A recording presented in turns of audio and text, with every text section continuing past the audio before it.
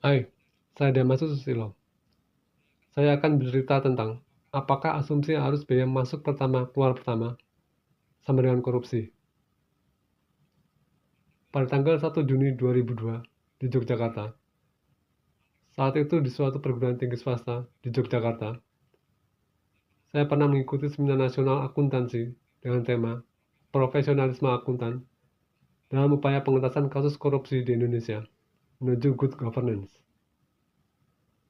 Pada saat mengikuti seminar, saya belum memiliki gelar akuntan. Saat ini, saya memiliki gelar akuntan dan berpengalaman sebagai auditor eksternal. Definisi asumsi. Asumsi adalah dugaan atau anggapan sementara yang dianggap benar oleh seseorang atau sekelompok orang dan bisa menjadi dasar atau landasan berpikir untuk pengambilan keputusan atau tindakan. Makna asumsi. Yang pertama, dugaan. Asumsi merupakan sebuah praduga, perkiraan, atau sangkaan terhadap suatu hal. Kedua, landasan berpikir. Asumsi bisa menjadi dasar atau pijakan dalam mengambil keputusan atau tindakan, meskipun belum terbukti kebenarannya. Ketiga, belum tentu benar. Penting untuk diingat bahwa asumsi belum tentu benar dan perlu diuji kebenarannya. Misalnya, orang mungkin berasumsi bahwa saya seorang kutu buku jika saya memakai kacamata, padahal tidak benar. Pentingnya mengenali asumsi. Pertama, komunikasi. Memahami asumsi dalam komunikasi penting untuk menghindari kesalahpahaman. Kedua, pengambilan keputusan. Asumsi bisa menjadi dasar pengambilan keputusan, namun perlu diuji agar tidak keliru. Ketiga, penelitian. Dalam penelitian, asumsi perlu diidentifikasi dan dijelaskan untuk memperjelas batasan penelitian. Dengan memahami arti dan makna asumsi, kita dapat lebih bijak dalam berpikir dan bertindak, serta lebih berhati-hati dalam membuat kesimpulan. Terkait dengan asumsi arus biaya. Persediaan lazimnya dibeli atau diperoleh dalam beberapa kali dengan harga perolehan yang berlainan. Untuk menentukan nilai persediaan akhir dan menghitung harga pokok penjualan, akuntansi mengenal beberapa metode arus biaya, yaitu pertama, identifikasi khusus atau specific identification. Kedua, rata-rata atau average. Ketiga, masuk pertama, keluar pertama, atau first in, first out.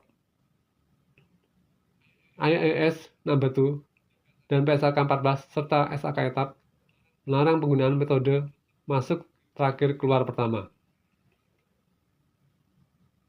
Perlu diingat bahwa pengertian arus biaya tidak sama dengan arus fisik barang, kecuali dalam metode identifikasi khusus.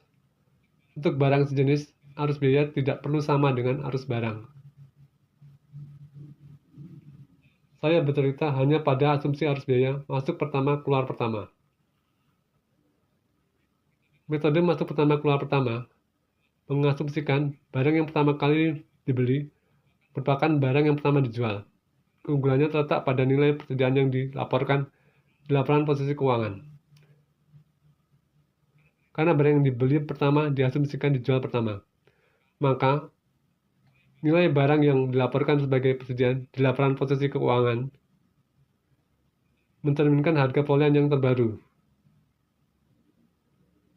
Sehingga dalam keadaan perputaran persediaan normal, nilai persediaan di laporan posisi keuangan lazimnya lebih mendekati nilai sekarang dari persediaan. Kelemahan metode ini pada nilai harga pokok penjualan yang dilaporkan di laporan laba rugi. Harga pokok penjualan merupakan biaya perolehan masa lalu yang ditandingkan dengan pendapatan sekarang. Sehingga jika tingkat inflasi cukup tinggi, dapat timbul laba semu, terutama barang yang perputarannya agak lambat. Metode masuk pertama keluar pertama akan menghasilkan nilai persediaan akhir dan harga pokok penjualan yang sama, baik menggunakan metode pencatatan fisik atau periodik maupun metode pencatatan perpetual. Pengertian sistem pencatatan fisik atau periodik adalah sistem yaitu harga pokok penjualan dihitung secara periodik dengan mengandalkan semata-mata pada perhitungan fisik tanpa menyelenggarakan catatan hari ke hari atas unit yang terjual atau yang ada di tangan. Sistem fisik digunakan untuk menentukan jumlah kuantitas persediaan barang dan dilakukan pada akhir periode akuntansi. Cara penghitungan harga pokok penjualan dilakukan sebagai berikut. Pembelian ditambah dengan biaya angkut pembelian, dikurangi retur dan potongan pembelian, menghasilkan pembelian bersih. Persediaan barang pada awal periode ditambah dengan pembelian bersih, menghasilkan barang tersedia untuk dijual. Kemudian barang tersedia untuk dijual dikurangkan dengan persediaan akhir periode, menghasilkan harga pokok penjualan.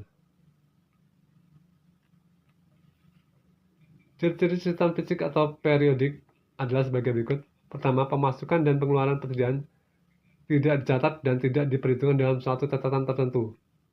Kedua, pembelian barang dicatat dengan mendebit rekening pembelian, bukan persediaan barang.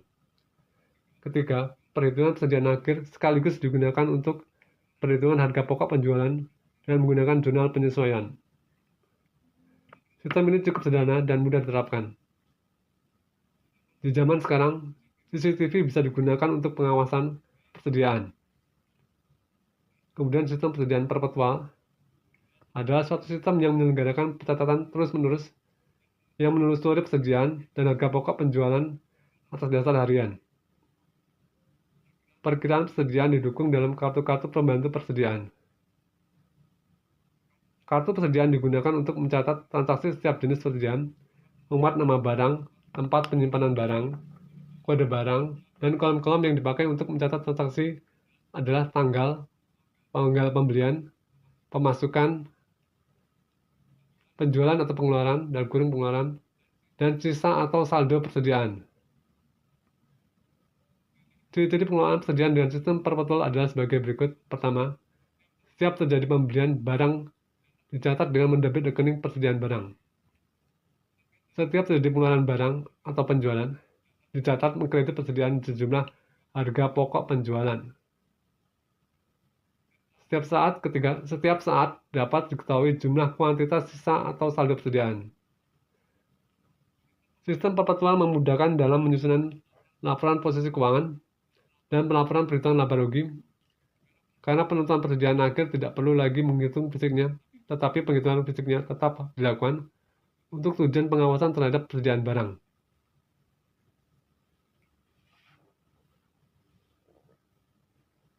Metode masuk pertama keluar pertama yang didasarkan pada sistem fisik, nilai persediaan akhir ditentukan dengan cara saldo fisik yang ada dikalikan harga pokok per unit barang yang terakhir kali masuk. Bila saldo fisik ternyata lebih besar dari jumlah unit terakhir masuk, maka sisanya diambilkan dari harga pokok per unit yang masuk sebelumnya.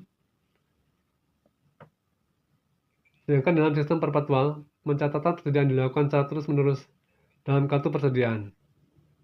Pada sistem ini, apabila ada transaksi penjualan, maka akan dijurnal 2 kali.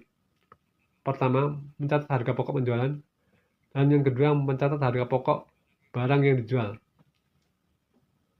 Sebagai berikut, kas atau bank atau piutang usaha pada debit, tergantung dari jenis transaksi secara tunai atau secara kredit.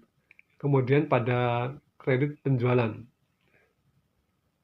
Pada debit harga pokok penjualan, kemudian pada kredit persediaan barang.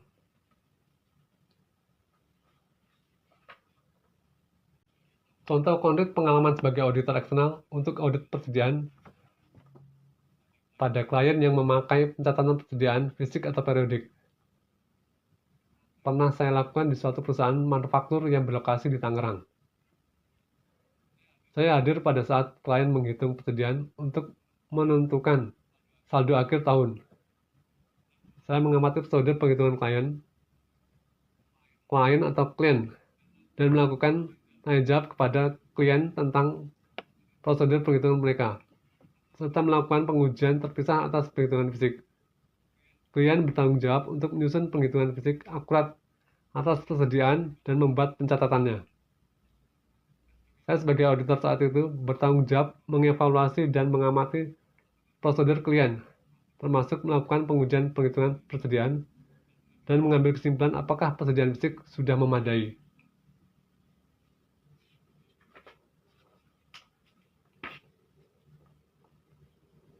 Definisi korupsi adalah tindakan tidak jujur yang memanfaatkan jabatan atau kekuasaan untuk kepentingan pribadi atau kelompok, seringkali melibatkan penyuapan, penggelapan, atau penyalahgunaan wewenang.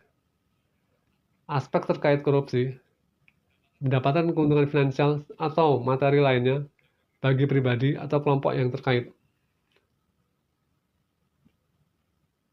Terkait dengan asumsi arus biaya masuk pertama keluar pertama, manajemen bertanggung jawab untuk mengadopsi kebijakan akuntansi yang baik, menyelenggarakan pengendalian internal yang memadai, dan menyajikan laporan keuangan yang wajar. Karena menjalankan bisnis sehari-hari, manajemen perusahaan mempunyai pengetahuan yang lebih mendalam tentang transaksi perusahaan, serta aset, kewajiban, dan ekuitas yang terkait. Pengalaman saya sebagai auditor dalam melaksanakan audit atas laporan keuangan adalah untuk pertama, memperoleh keyakinan yang layak bahwa laporan keuangan secara keseluruhan telah bebas dari salah saji yang material, baik karena kecurangan atau kesalahan, sehingga memungkinkan auditor untuk menyatakan pendapat tentang apakah laporan keuangan itu disajikan secara wajar dan semua yang material sesuai dengan kerangka kerja pelaporan keuangan yang berlaku. Dan yang kedua, melaporkan tentang laporan keuangan dan berkomunikasi seperti yang disyaratkan oleh standar auditing sesuai dengan temuan auditor. Sebagai penutup,